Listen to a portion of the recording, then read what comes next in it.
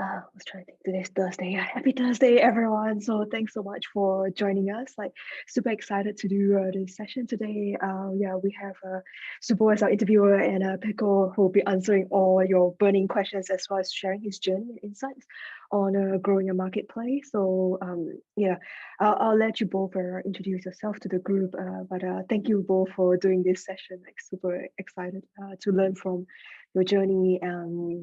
Yeah, hear your tips, advice for our group. Thank you. Thanks, Sylvia. I might go first because I'm not the celebrity here. The real celebrity is Petko. So let me just get myself out of the way. So my name is Subodh. I'm going to be your moderator and host for today, and I'm incredibly excited to interview Petko. He's like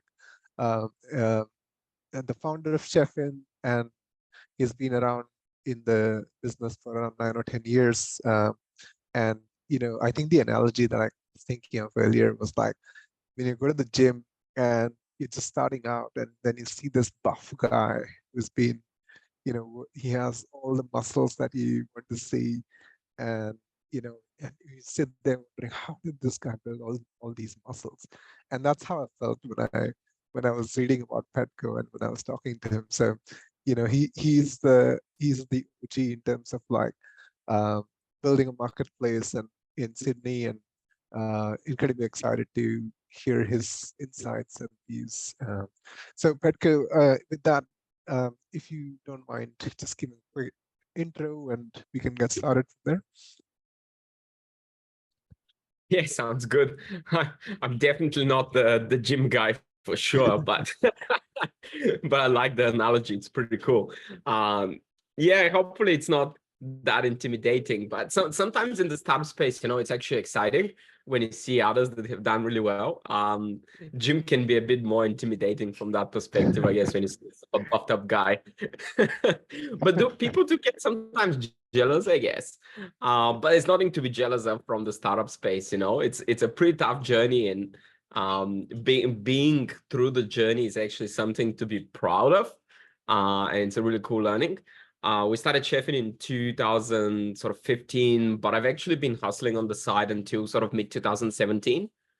So hustle sort of culture, or the side hustle culture, it's very common, in particular in the Australian startup ecosystem. With the cost of living and everything else, it's important to actually be able to balance things, and be, I guess, sure yourself and confident that what you're building is something that customers want. They want to pay for it, and they want to actually have the service and the solution you're providing. So that's been quite interesting for us. And yeah, since then it's been obviously ups and some downs throughout COVID. And at the moment we are starting to scale horizontally across different cities around the world, which is really exciting. It's got its own challenges, but yeah, it's been pretty cool. I would be more than happy to share anything you guys want to know. So look forward to some of the questions. Excellent. And just to get the timeline out of the way as well, like because there's quite a few interesting questions that have come from the audience. So I want to get into the meat of those and maybe take you back to 2015. But before that, just to maybe bring the audience along in this journey, like if I can add to your introduction there, that you moved to Sydney in 2010. You worked in market research, business development, and before you started CHEFIN in 2015 as a side hustle, like you mentioned. And I think the interesting fact is also that you're a scientist. I think the quantum physics, if I'm not wrong. No, nanotech, actually, nanotechnology. But yeah, back then there wasn't, quantum physics wasn't very popular around sort of 2010-ish. But yeah, nanotech was quite popular. So I was working at a nanotech lab in Bulgaria. Yeah.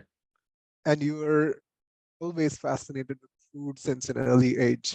And I think when I got a chance to speak to you, Petko, earlier before this interview, you had mentioned that the crossover between food and being a scientist is curiosity and experimentation. And I love those two thematics, and would love to dive deep into that.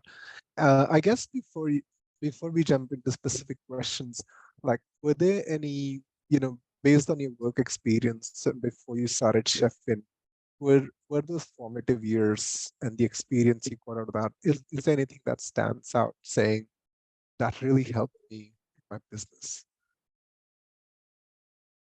I mean, everything helps you. At the end of the day, you build your knowledge and you build your profile, and you gotta, I guess you gotta use what you've learned, and you gotta use the tools and the systems and the processes you've learned. I actually found something really weird, quite useful. I went through ISO certification in a company, and I found the actual process of ISO 9001 really useful to apply in business sense, because you're very organized and structured, and it really helps you to actually keep records of things and be able to find things. Startup can be so messy, like ridiculously messy. And if you're not able to find where things are, it's very hard to quickly execute. And it's also very hard to check what is the return on investment on particular campaigns.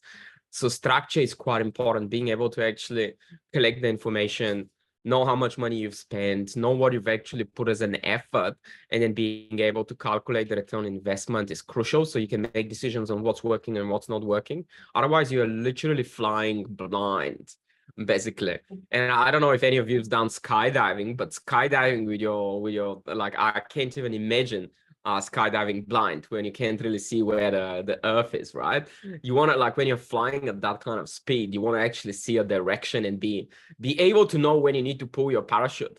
Otherwise, you're very, very easily going to get squashed on the ground.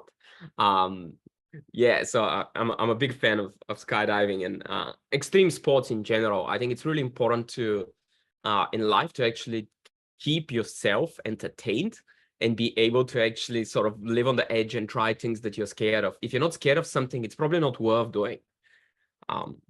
That's, I guess, one of my philosophies.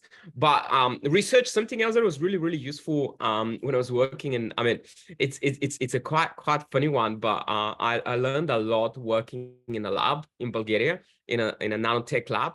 Considering Bulgaria, it's very, very behind as a country. We are, I mean, I guess we're sort of considered maybe a little bit more of a developed country than some African countries or Southeast Asian and South American, but we're still pretty behind from a tech and funding perspective.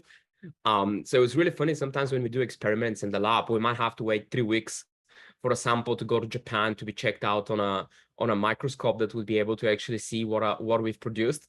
And then we wait for another 3 weeks to get the results.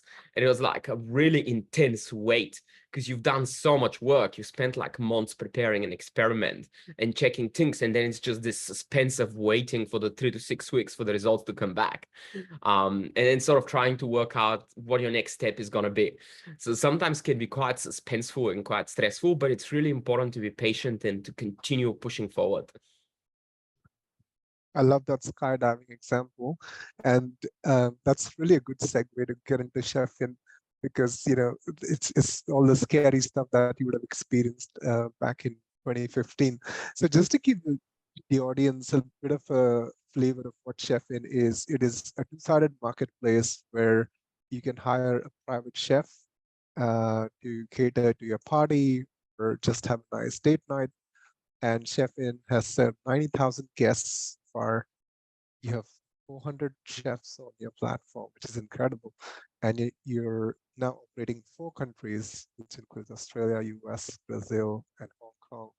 So with that overview, let's go back to 2015. How did you start CHEFIN? What triggered it? How long did it take for you to start? And yeah, just take us to brass tacks. Yeah, I think we were having a chat about this. The thing is that sometimes ideas take a lot of time to sort of crystallize. We took maybe around 6 months. We came up with the idea around June, sort of beginning mid-June in 2015, and we took until December to actually crystallize the idea. Pivoted at least, like, I don't know, 10 times with different business models and business ideas, while at least we were sort of thinking in these 6 months. But what really triggered the foundation of CHEFIN was our first customer. At the moment we got a customer, we did an event on 12th of December, our first sort of customer event. And then on the next day, the customer was like, hey, I gotta pay you guys. Like, what's your bank account? And we're like, wait for us for a bit. We just gotta register the company and then work out how we need to set up a bank account. And then by the 17th of December, we managed to sort of scramble through, have an ABN, set up a bank account with BankWest. Oh no, CBA actually. We had a first CBA account. And yeah, collect the payment, which was really nice. So 17th of December is our official date when we've got our first payment done and sort of registered the company. Before that was really just in the ideation stage. We did lots of sticky notes, lots of customer interviews, or potential customer interviews, lots of sort of ideation and just talking to people. I think sometimes we can be really afraid to share our ideas, but without sharing your ideas and talking to people, it's very hard. It's almost impossible to actually come up with something that people want to buy, because you got to communicate. You got to be able to tell your idea so they can actually decide to purchase it. If they don't know what they're buying, they're not going to purchase it, right? They'd rather go somewhere where the information is clear and available for them to make a decision to solve their problem. So we just talked to a lot of people, did research. I guess I'm fortunate that I come from market research background. So we did a lot of like interviews, we did chef interviews, we did customer interviews, we did a bunch of surveys, we did in-person interviews, we talked to like hundreds of people, to be honest, went to all sorts of startup events, talked to people as well, pitched different ideas to see what would actually work. I think one of the first ideas we had was to do in-home chef parties, which is pretty much like hire a large mansion in Bondi. We were looking at one in Dover Heights, have a chef resident and have like an in-home sort of style restaurant, which definitely didn't go ahead. Like we worked out, it's definitely not going to be legal. You can't really do this based on council regulations, food and safety regulations, and you can't really run a business. But again, we had to research all of these things. Then we were thinking of actually doing me cooking for you and you cooking for me, or like home cooks, if you want to call it. And that was also something that failed on the legalities of things. And it's quite funny. It was like really important for us to actually go through this exercise and work out what is actually legal, what is possible to ensure, and what will be safe, and being able to scale it as well. Like one of our sort of first, probably it's the third investor that we got, like in his contract, in his terms and conditions for actually investing in us, one of the clauses was that we're not doing anything illegal. So we had to declare that everything we do is meeting local laws and regulations from council to states and Commonwealth government. So we had to actually do this background checks, and we had to do all of this work to be able to raise money and to be able to grow as a startup and be able to sort of roll out in different states and even in different countries as well. And when you spoke to these potential customers, like, what's the pain point there? What's the problem you thought, or rather a gap in the market that you thought, this is a good area for CHEFIN to be in? Yeah, I think another thing we sort of identified back then is a lot of different pain points. But now what we realize is that all these pain points were actually just symptoms of the major issue that we are solving.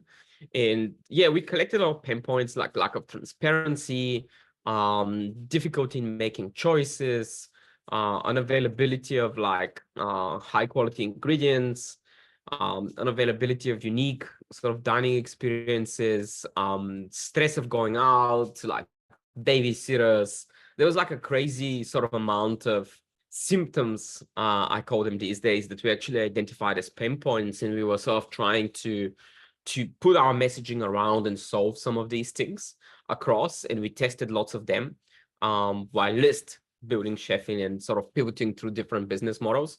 But what we sort of identified at the moment is that really we are, the problem we're solving is enabling other people to deliver nice hospitality, amazing hospitality, and customized experiences for their guests, whether they run a corporate, whether they run a hospitality business, or whether they want to have an amazing birthday party. We enable them to deliver this amazing experience, to look professional at what they're doing, and to impress their guests.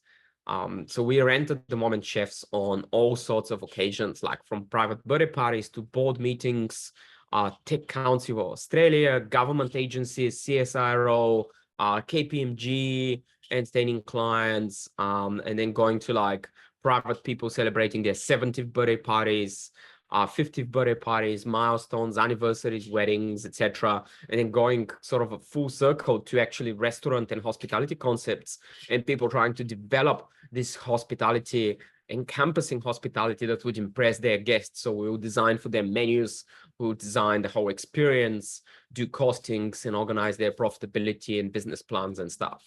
So it's a really sort of encompassing service, but in the core, what we really keep in our core is the talent. We've got this talent that underpins the CHEFIN platform, which is the chef knowledge and talent that you can't really find very easy anywhere else. And like you said, you got your first customer, and then there's a couple of questions from the audience members about, finding the product market fit. So if you can talk about going from that first customer to the first 100, let's say. And I know there's an amazing story about the hustling that you did, about, going to events, doing food carts. I would love for you to unpack how you did that, and, what all the different avenues you sort of sought out to get those first 100 customers. Yeah, I think sometimes people really overthink it. It's very simple. You just got to get out there and talk to people. The key, and something that I really admire, is I attended one of our clients' presentations. So we were hosting a workshop for them, and the chef was cooking for their guests. The company is called Brainmates, and they do product management. And they were presenting this graph on the tech adoption curve. And this is stuck in my head, and I'm since then, like, I don't know, it's been probably at least 7 years, I'm obsessed with the tech adoption curve. It's really, really important to actually identify where you are sitting. And any company is always, like in the beginning, any startup is always sitting in the beginning of the curve, right? We are all targeting innovators. All of these totally unloyal people that would come around and just try something new for the sake of trying it, and then throw it in the bin and move to the next thing. So that's total maximum capitalism and sort of consumerism, and real sort of drive for innovation and trying new products is where you want to target in the beginning. And for us, we identified as the startup spaces. It's all the startup co-working spaces, it's all the startups in the ecosystem, it's all the government and companies associated with the startup ecosystem. So I started attending every single event that was out there, finding them on Eventbrite, selling to the organizers, pitching things like get a chef instead of ordering pizza, right? It's the same thing. You get better quality food. You can pay the same amount of money. We don't care. We just want our product out there to be actually tested, experienced, and talked about. And really sort of bringing people to visit our website on the day, bringing flyers, bringing sort of business cards, and just really pushing through day in and day out to actually increase our reach, increase our awareness, and build presence online. Probably the first couple of thousand visits on our website were all manually punched by me, forcing people to visit our website on physical events, telling them, hey, you got to go and check this out. Here's the domain, chefin.com.au. Put it on your computer. I'll put it on your phone, right? And I'm going to be looking over them until they do it. So it was like a lot of like really enforcing these visitations and sort of trying to kickstart our website, get us into some sort of an SEO position, and position where people would actually visit and discover what we do, and really just building awareness across and selling as hardcore as possible to people, from sort of like freelancer.com to Fishburners and Stone and Chalk, Innovation New South Wales, City of Sydney. And then we sort of started like rolling up some bigger names like EY and KPMG and Westpac and NZ, and everyone sort of attending these events. So we really started from the total innovators, the people would just barely afford us once and pay $5 per person for, like, instead of pizza, having a chef, right? Which is like the best deal you could have had in your life if you're back, if you sort of met me in 2017, you would have had the best deal for an event. We don't do that anymore, by the way, but it happened back in the days, and we did a lot of like co-sponsored events and a lot of like sort of really awareness, but it's just grinding and sort of pushing forward. And we did all of that without any tech, maybe up to sort of around 800 or so bookings. We did everything on Excel sheet. So we passed everything through an Excel sheet. We had just a landing page. We used Xero to send invoices and collect payments with Stripe and stuff like that. So everything was really hardcore manual. I love that hustle. It's incredible. And it's tech adoption, one customer at a time. using Excel files and manually punching data. That's incredible. And I wanted to touch on pricing as well, because especially for your kind of service, pricing is something that really needs to be discovered, right? How did you on that journey of discovering what is the right price to charge for customers? We've evolved our pricing model many times throughout the years. Probably our most significant change was in 2019 when we swapped to a full marketplace pricing. Up to sort of 2018-19, we were really working on a service-based pricing. So we were charging for a service based on whatever the customers want to pay, just collecting information and building our database, like hundreds to thousands of records, basically, of what the customers are paying, how much it costs us, what is the difference, and how we can actually stretch this difference to actually be able to make money. In 2019, end of 2019, beginning of 2020, we actually swapped our business model to a full sort of Airbnb style marketplace where we charge a booking fee, and then on the other side, we charge the supplier or recover our cost through the suppliers for like marketing, platform, software, etc. In the first at least 1,000 or so events, we actually just charged whatever the customer wanted to pay. We would literally just pitch, see where the stick sort of ends and how much they really are prepared to spend, take their money and move on. Basically, whether we make money or not, we didn't used to care about it that much. It was all about really getting the service out there, collecting feedback and understanding how much it costs. Then in sort of 2021 or something, we did another pricing restructure, which was just based on data and increased costs of things. And at the moment, we're going through another process where we are collecting information on how much customers want to pay. We've launched a new marketing campaign called Pay What You Want. So we get customers to do a booking, experience the service. It's only exclusive for our existing customers, and then they decide what they want to pay afterwards. So we want to collect information on what people are prepared to pay now in this current market and what is the value we are actually providing. It's a pretty cool campaign. We've already got a bunch of bookings, and we're sort of collecting the information to see what people think the service is worth compared to what we actually charge for it. So you got to be constantly updating your business model. You got to be constantly collecting data and information on how much it actually people are prepared to spend. We did look at what our competitors do. We did experience some of the competitor services and checked out their pricing.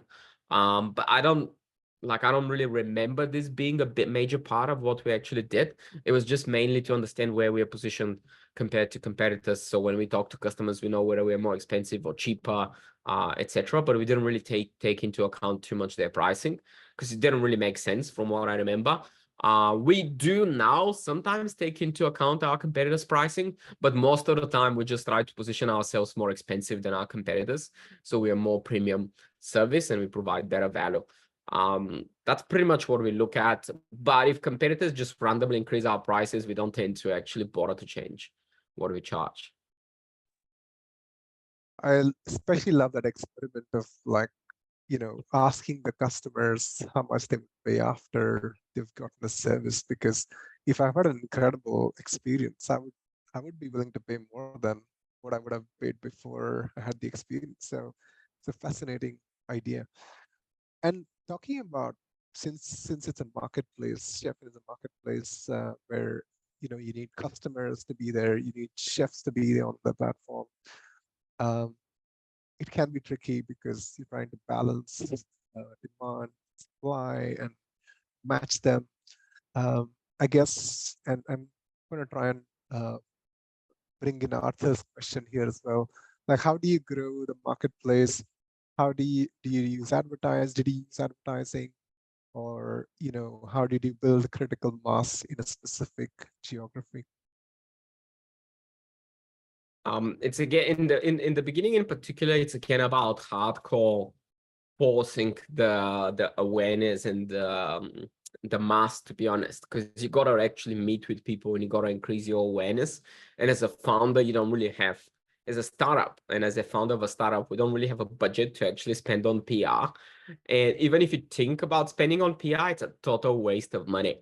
I spent like shitloads of money on like PR and ads and advertising in the beginning. It does not work.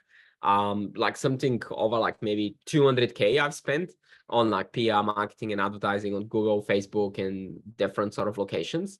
It really doesn't work. Like when you don't have a brand, it doesn't work. No matter what anyone else tells you, it's bullshit. They just want to take your money. So keep your money and run away. Don't actually invest it into silly things like that. You got to really go by yourself and hardcore one by one, punch into awareness, inform people one by one, answer their questions, and sort of build that awareness base.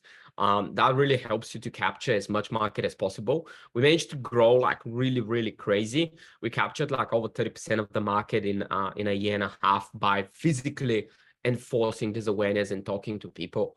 At the moment, advertising does work for us, but we've got like over 30% of the market and our awareness in like 70 to 80% on the market. So it is a very high awareness that we've built manually. And now when you have actually got awareness and recognized brand, you can actually invest into PR, you can invest into marketing, and you can do things in a more reasonable way. But in the beginning, it's really about just hardcore punching, just pushing forward and increasing that awareness until you reach over 30% of the market. Up to 30% of the market, nothing else works except just hard work, basically. And you mentioned before about, focusing on the customer and trying to get those customers, through the door, and then the supply kind of takes care of itself. Can you speak about that? Because that's a really important lesson I thought to take away from your journey. Because when I'm running a marketplace, I'll be like, should I bring in my chefs first, or should I bring in my customers first? And you kind of put it really nicely there about, if you have a carrot, which is the customer, people will come in. So can you speak more to that? Yeah, I mean, it's actually more, the carrot is more your money, right? You got to always dangle the carrot in front of people. And I think Kogan is one of the best examples. I love the story of how Kogan started. He just went around and sold like 10,000 TVs to random people without having the TVs. He sold them online at the best possible price in Australia, and then went to China and found a factory. So he went to the first factory and said, hey, are you going to produce 10,000 TVs for me on this price? They said no. Went to the second factory, they said no. Third factory, they said no. Until went to the fifth or sixth factory, and they said yes. He produced the TVs, delivered them, and then people loved it. And he continued doing this until today. Although at the moment they do obviously have their own branding and stuff, but their principle is buy, sell, and then buy at mass. And it's really the truth from a supply perspective. Once you have the carrot, once you have the money, people would actually deliver the service. So you got to find the money first. You got to find the customers. This chicken and egg situation is sort of a misconception. There's no such thing as which one comes first. The money always comes first. Once you've got the money, you can dangle the carrot and find someone to actually deliver the service. And if you can't find someone, then you're definitely in the wrong spot. You got to pivot. You got to change the service you're providing at the end of the day. But this is really the biggest learning that I've sort of like, I don't know, discovered throughout many years of doing sales and working on that sort of marketplace side, if you want to call it. It's really important to have the customers. Like, you shouldn't really worry about your suppliers' loyalty and getting suppliers or getting like chefs or partners into your marketplace. What really matters is getting the customers. If you've got customer partnerships, if you've got distribution channels, you can really skyrocket your business. Love that. That's a great example.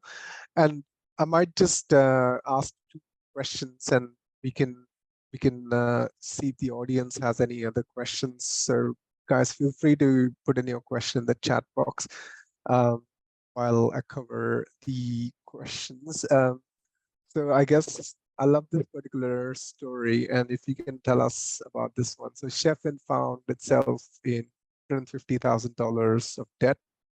Can you tell us what happened and what you learned from it? Yeah, I think that was just sort of around that 2018-19 time when we were raising money. We raised like 2 rounds. We got like a bunch of different government grants and stuff as well. Some of the mistake we did was we actually allowed some of the investors to actually invest in trenches. Like really bad mistake. Never do it. Like if investors have committed their money, just take their money, put them in your bank account and do whatever you need to do. People can change their mind, their circumstances change. Maybe they spend their money on something else. And 6 months later, no matter whether you hit your milestones or not, they might decide not to invest, even though you have a contract. And if they don't invest and you've already pre-committed the money, right? That's what happened to us. We already pre-committed the money. We already had like a large growth scale plan. We had to sort of pay suppliers, and yeah, we didn't have the cash, so we had to take loans. So we ended up taking like really bad loans, 36% interest rates, lots of factoring and financing and stuff like that.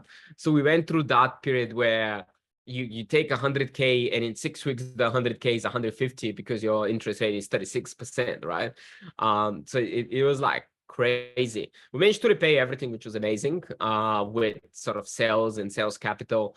But it was an interesting experience being sort of on the other hand, where you have committed the money, you got to pay suppliers, you got to keep your reputation, and you got to really be able to actually deliver the service because people want the service.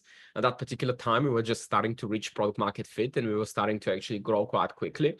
So you got to be able to actually deliver to keep the reputation, right? And the other thing that sort of like really didn't help at that point of time is we did this mistake of actually allowing customers to pay post-event. So we didn't really collect repayments back in the days. So we will allow customers to actually experience the event or have particular terms of conditions of like, say, 16 days, 30 days, 4 weeks, whatever it is from a payment term perspective. And some corporates would pay after 3 months, which is ridiculous, right? Some of them might even take 120 days to pay. So in 120 days, you've already collected like ridiculous amounts of debt, right? If you don't have the money, because you got to pay your suppliers in order to be able to actually keep dangling the carrot and keep delivering service. You got to pay the suppliers within 7 days max. So you have like this really big difference between 2 to 3 months of delay in payment from the customer, and you got to pay within the first 7 days of the service being delivered. So it's really important to take always prepayment if you're going to be delivering any kind of startup service. Make sure customers pay first before you actually deliver anything. No matter whether you have or not have the product, take the payment, build the product, deliver the product, collect the feedback, etc. So you got to really sort of structure things where the money are first sitting in your bank account so you can make wise decisions and not take loans and go into like big debt and deal with stress and depression and other bullshit, basically. I guess the last question I might ask is about seeking advice. And I think you've written about it on LinkedIn. I found that fascinating because, I think as founders, we want to get advice from whoever wants to give us advice. What advice do you give on seeking advice? Like, what do you get advice on? Who are the people you get advice from? Things like that. Yeah, I mean, in the early days, I guess, I was like on the fool side of things, where I would take advice as sort of gold and would listen what investors or partners or advisors or anyone else has to say, right, across the ecosystem. And that can be really, really bad. It can sometimes work, but it's a gamble. It's pretty much like going to the casino and throwing like black or red on whether it's going to work or it's not going to work.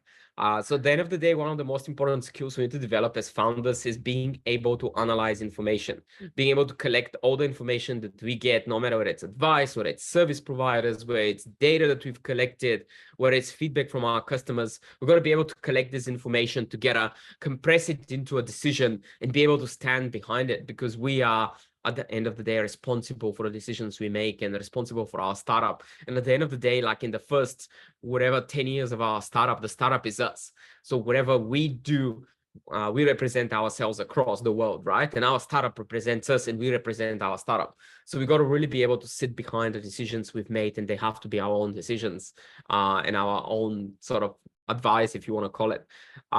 So take it always with a pinch of salt. Consider the information. Sometimes it could be valuable, sometimes might not be. A lot of the times it's just garbage. But it's all about making your own decisions. If you're not able to make your own decisions, then don't go in startups, right? Go and learn how to run a business, go and work in a corporate, learn how to processize things, how to organize things, go and take a degree, education, participate in like boot camps or sort of hackathons and other places where you actually learn until you're confident to make a decision yourself. If you're not confident to make a decision yourself, you're not ready to start your own business at the end of the day. Like you gotta, you gotta be comfortable spending your own money. If it is the last $100,000 you have in your bank account, and you need at least $100,000 to do a startup, by the way. Like I've spent more than, and I've spoken with many founders. We spend usually on average around $500,000 of our own money to run a startup, to kickstart a startup. So if you don't have $500,000 and if you're not prepared to spend this amount of money, then you better work, get a job, make money, save money, do something valuable for the society rather than wasting everyone's time, basically. That is fascinating and daunting at the same time. So staying on advice, there's a question that came up from one of the audience is, what advice would you give to new founders starting marketplace today, and any common pitfalls to avoid? You can start a marketplace from day one. It's not possible. You are starting a service business. That's the simplest advice you can get. That totally makes sense because you're providing a service, you're solving a problem. Maybe it will grow into a marketplace, maybe not. We don't know. But first, you got to find what the problem is you're solving. You got to have a solution for it. You got to have a customer base that is buying it. And then you're going to work out how you're actually going to deliver this service at scale. It could be a marketplace, right? Why not? But you cannot have a marketplace from day one, because you cannot control, in a marketplace, you don't control the service, you don't control the quality. If you don't control the quality, if you don't control the service, then you cannot really build your customer base and you cannot have referrals. So in the beginning, you always start as a service business. You got to start in a more traditional way and being able to grow that traditional business, service, or whatever you want to call it, consultancy. And you can grow this later into an innovative startup. But you got to have the customer base. You got to have a problem you're solving, and you got to have a solution that's solving that problem. I love that. That's a great way to think about marketplace, because if you can solve the problem first, I think that's important than trying to build a marketplace from day one. I love that. I might ask you about curiosity, because clearly you're a very curious person, and having curiosity versus maintaining curiosity are two different things, right? You can be curious for a while and then you might move to something else. Is there ways and methods that you found in your life to stay curious, or maintain that level of curiosity? I mean, curiosity is a bit of an addiction, right? You got to be really addicted to new things, and it's very hard to build a new business if you're not curious or interested in new things. So you just gotta foster it in yourself. You gotta really experiment and try new things until the norm for you is trying new things and experimenting. Like I've met lots of founders that would say, I have a stage fever, I can't talk in front of people, or I'm not good at pitching, or I'm not good at public speaking, blah, blah, blah. But you cannot really label yourself. If you label yourself in a negative way, this is what you actually become, and this is what people perceive you. So you got to believe that you are a curious person. You got to believe you're interested in things until, like, I mean, it's not a fake it till you make it thing. It's more like believe it until it becomes reality. But whatever you believe in, that's what it's gonna happen. That's what's gonna become a reality. So you gotta walk towards that reality. You gotta believe that you can be curious. You are curious. You want to try new things. If you're afraid of swimming, then try swimming, right? If you're afraid of skydiving, then, or if you're afraid of heights, like I was afraid of heights, actually, by the way. That's why I started skydiving. I can't even swim. I'm afraid of water, or used to be afraid of water, but now I scuba dive like crazy. Like my favorite thing is to scuba dive, one of my favorite sports. So you got to try the things that are opposite of the things that really scare you. So just push yourself, push the boundaries until it becomes normal for you. I love that. Yeah, getting out of your comfort zone and doing things until you're not afraid of them. I guess might just ask to interesting questions. So one is you have a unforgettable dinner experience story. Can you tell us about that? Yeah, I mean, there's plenty of really experiences that I love. I'm a huge fan of our blindfolded dinner experience. I've had a lot of fun myself, sort of trying that when we designed it back in the days. I sat across like multiple blindfolded dinners, and I'll sort of eat my plate because I eat very fast, by the way, because I love food. So I'll finish my plate, and then by the time the person next to me starts eating, I'll just swap the plates while it's still blindfolded. So they'll try to find their food on the plate, but there's no food, for example. So you can do some really cool things. It's totally like laughable. It's really enjoyable. But one of my favorite dinners is for one of our investors, Paul. We set up a degustation dinner for him and for his wife, which was telling their story about the last 30 years that they've sort of lived together. In every country they've actually traveled through and spent some time in, and sort of telling this story through dishes that represent each of these cultures and countries. So that was like really powerful dinner that I really enjoyed designing. So we've done a bunch of things like that that really sort of help people tell their story and show this amazing hospitality to their guests. Fascinating. And if you can maybe tell us about your favorite books and why you love them. Yeah, sure. I think two of the books that really sort of stuck in my head are The Goal from Eli Goldratt. It's a book on operations. It's a really cool book. It's very old school. It talks about the sort of industrial age revolution back in the days when Toyota started taking over the US market with production of cars, and why they actually did it and how they did it by perfecting their operation to over 98% error and defect-free operation, which was around understanding really how your operational performance works, what are the bottlenecks, and how you can actually structure your business to execution, to execute like excellently. It's a really cool book, very well written and very simple. The other one I love is The Selfish Gene. It just really explains from the sort of most basic growth or sort of building block of the human body why we are selfish and why we care about what we care as humans. And it's a really cool book as well, quite scientific, so that one can be a little bit more geeky, but I do like geeky stuff.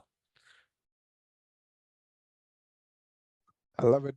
So many insights from this interview, Petko. I loved it. There's so many takeaways for me to think about. I'm wondering if the audience has any other questions before we wrap up, and thank Petko for this incredible session of insights that you shared.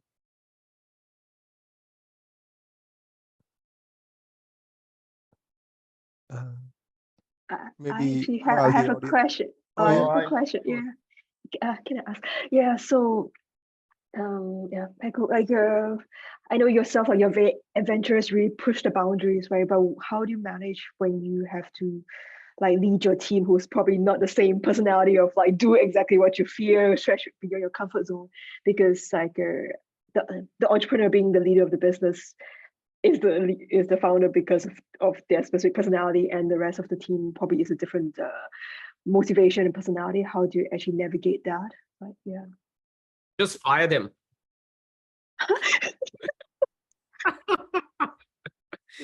It doesn't work in a startup. You cannot have conservative people. It just doesn't work. You need everyone to be quite excited and interested in trying new things and experimenting and being able to fail.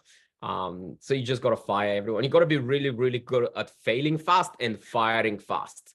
You cannot really have a dead weight. At the end of the day, a person that costs you 50, 60, 100K a year, it's a dead weight. It's an anchor that drags you back. So you got to clear your path. You got to remove all the dead weight and be able to really sort of propel the rocket forward. Speaking of firing people, I actually forgot to ask you, Petko, about the multiple co-founders rather, that you've fired. Can you talk to that, and what you learned, and how did you find those, the right set of co-founders who won't work with you and take the business forward? Yeah, I mean, with co-founders, you can't really fire your co-founders. I haven't really fired anyone. We've just had to split based on differences in our opinions. The first set of co-founders we had is the guys that we actually ideated with from 2015, sort of June until December. And the reason why we split up is because they wanted to go for the mass market and the low end part of the market, which is home cooks, which by that time we were aware already was not legal or very difficult to actually do. You could not insure it. And it was a very difficult sell. And I was not interested in that part. I'm not interested in doing a business that cannot scale, that cannot be sort of branded as a reputable business. And the other thing that I've learned throughout the years, it's much easier to build a premium product and then sell it to the masses than build a shit small product that is not premium and then try to label it as premium, right? So home cooks is definitely not something premium that you can sell to celebrities. But private chefs is something that sounds premium. People would pay a premium price for, and even if you sell it at a cheaper price, people would love to buy it just because it's an amazing experience. So that was the first reason, or the first group of founders we sort of split up with. The second one is they were not ready to get their hands dirty and sell. And we were to that point, similar to what Sylvia was asking, what do you do with people that are not adventurous, right? If they're not adventurous, they just don't have space in startups. So they went back to their normal jobs in NBN and sort of other boring places where they did whatever they want to do, but they were just not meant to be in the startup world. If you cannot sell, if you don't want to get your hands dirty to go and sell and meet customers and talk to them, and do everything from collecting the post to cleaning toilets, then you're not ready to be a startup founder, right? So like I've had to do everything from changing toilet paper, cleaning toilets, putting like shower gel into the bathroom or whatever it is, to actually delivering, cooking, serving, cleaning up pans and pots and stuff like that, fixing equipment, driving around van with food. Like I've done pretty much everything that you can think of. Until now, I don't have to do it. But when you start, you got to be able to actually get your hands dirty and do everything. Go and buy flippers for clients because they don't have enough slippers for a particular house, right? Like I had to do that. Just run out to like Coles and Woolies and buy 2 bags of ice because we've run out of ice. So there's a lot of little dirty things you got to do to be able to sort of move yourself forward. And then the third sort of group of founders or co-founders we met, we still have some of them that we work with at the moment, but we have really good relationship with everyone that's worked through the business. Although some people did get upset with me when I fired them, I still keep in touch with every single person that has ever worked with us. So it can be a really tough journey. It can be a lonely journey, but sometimes you just got to make tough decisions and be able to move forward. I want to ask that, what's your experience when you're expanding out of Australia? Because you have mentioned you've done lots of talks and push to people around you. But when you're building another community or another connections out of Australia, so what's your experience and how do you do it? Do you think that, what's the pros and cons to build up a marketplace from, let's say, some countries in Europe, which they just connect to each other around, or from Australia? Yeah, I mean, as I mentioned earlier, you cannot build marketplace from day one, no matter whether you're entering a new business or a new market or starting a new business. You got to really start with one side, and the best side to start with is your customers. So in the US, we acquired a small competitor of ours to actually be able to get 2 corporate contracts and a bunch of customers so we can grow that. In Brazil, we've used resources that we have, basically, and chefs that we've had from here to actually expand there and just apply the actual social media and marketing sort of strategies that we do here and sort of apply them in Brazil, which is much cheaper market, which is amazing. In Hong Kong, we expanded through our customer base from Australia for local companies, for regional companies, and that's the same we're going to do in Singapore as well. We've got a bunch of companies that we work with from here, from locally in Sydney, that are headquartered in Hong Kong or Singapore, and they operate across the region. So you got to use your advantages, and you got to use things that your competitors don't have. Basically, that's the simplest way to explain it. If you don't have a point of advantage, if you don't have a point of entry, then don't do it. You're not ready yet. So the following question will be, how do you evaluate when you're expanding, let's say, to US, and you have mentioned Hong Kong. So you have 2 different approaches in terms of strategy and partnership. So how do you evaluate the which approach you will go? You just follow the money. It depends who pays you first and where the money come from, basically. All right, good point. Thank you. Yeah. So our customers paid us and they actually launched our products in Hong Kong. So we went with that. In the US, we had potential customers, but we didn't have a supply. So we had to acquire the competitor. So we can actually do the supply and then increase our footprint and credibility. Another thing we did in the US is we actually been growing the US a lot from an organic perspective. Like we've had like massive traffic, like hundreds of thousands of people visiting our website, but we couldn't convert them because we didn't have credibility. And then purchasing a local business there really added that credibility flip. At the moment we purchased the business, we started getting bookings like the next day, pretty much, because we got these reviews, we got the local credibility. People don't want to buy from a scamming business, right? And when you are international, even though Australia is a good country, we are a first world country, we still look like scammers from overseas that are trying to actually take people's money in the US, right? People don't trust, and there's too much scam everywhere. So you got to really dress up yourself in the most trustworthy and credible way. Is that answering your question? Yeah, I think so. I think the most important thing is you have mentioned where the money goes, then we go for that one. Yeah. Carrots all day. Love it. Just wondering if anyone has any other questions. Feel free to come off mute or put it on the chat. I guess we are slightly over, but yeah, any final call, I guess, for any questions. Otherwise, we'll wrap it here. Anyone? All right. So thanks, Petko. I loved this conversation. It was incredible. Pleasure. So much insights, so many insights, and I would encourage people to read Petko's LinkedIn page. Like, he has so many good articles that he's written about his experiences and his journey. And I guess, Petko, before we wrap up, how do people find you? How do people get in touch with you? Any particular channels that you prefer? I only use LinkedIn, so just get in touch on LinkedIn. Awesome. Nice and easy. Brilliant. Thank you so much. Really enjoyed it. Nice. Look forward to speaking to you. Thank you. See you Thanks, guys. everyone. Bye. Thanks, Sylvia, for organizing this.